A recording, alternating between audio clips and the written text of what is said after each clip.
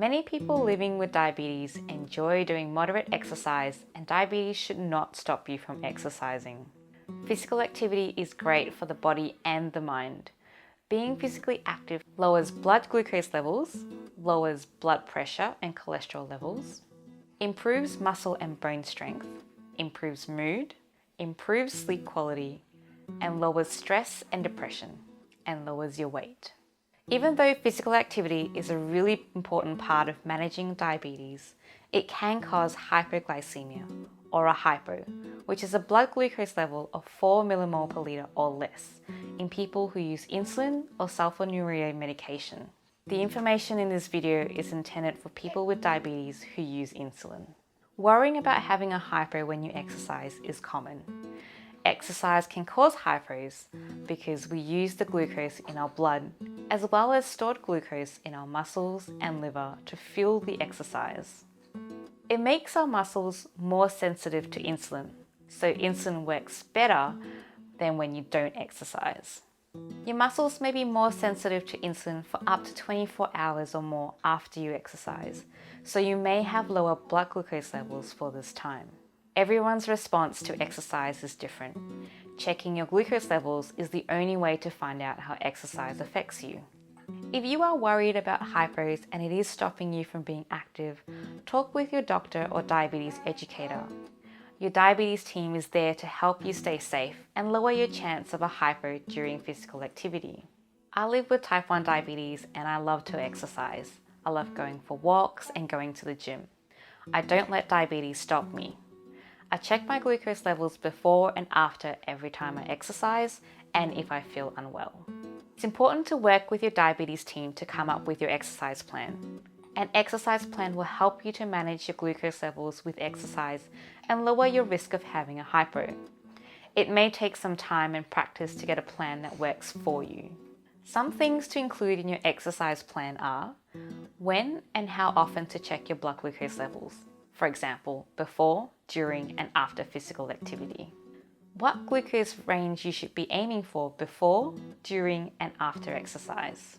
You may also need to lower your insulin dose. Your plan needs to tell you when to reduce your insulin dose and by how much, and this may take a bit of trial and error to work out. You may also need extra carbohydrate foods before, during, or after your exercise to avoid going low. We'll call these exercise carbs. What and how much you should be aiming to drink when you exercise. It is recommended to do 30 minutes of moderate intensity activity on most days of the week. This means working at an intensity where you can only just maintain a usual conversation. But remember that exercise can take any form that appeals to you. Varying your activities is a great way to reduce the risk that you'll get bored with an activity. Try and include a mix of cardiovascular and resistance exercise each week. Cardiovascular or cardio exercise are things like going for a walk or a run, a bike ride or a swim. Resistance or muscle strengthening exercise includes lifting weights at the gym or using a resistance band at home. These different types of exercises may affect your blood glucose levels differently. For example, resistance exercise can cause your glucose levels to rise initially. Your glucose levels may then drop later on. And don't forget about incidental activity. Physical activity is any movement that you can do that leads your muscles needing to use glucose for energy.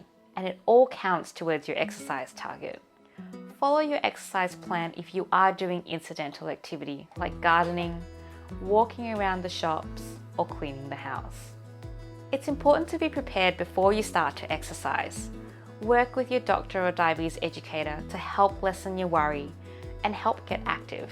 Whenever I exercise, I make sure that I have with me a blood glucose monitor or a continuous glucose monitor to check my glucose levels and ketones if you have type 1 diabetes.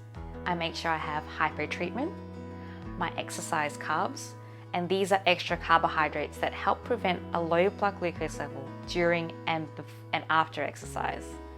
For example, sipping a sports drink or eating a muesli bar. And of course, a drink bottle to keep hydrated, and ideally an exercise partner as well. Some of us need a little more motivation to exercise. So think about exercising with a friend or family member, doing different activities each day, setting yourself an exercise goal that you are sure you are able to do, and rewarding yourself when you achieve your goal. If money is an issue, finding an activity that doesn't cost a lot, the internet can really help with this. Joining an exercise class or community group, think, walking clubs or park run, for example. Just don't let diabetes stop you from exercising. Checking your glucose levels more often with exercise helps you to lower the risk of hypos and feel safe. Work with your diabetes team to come up with a plan. Being active is great fun and improves your mood, so go out there, move and have fun.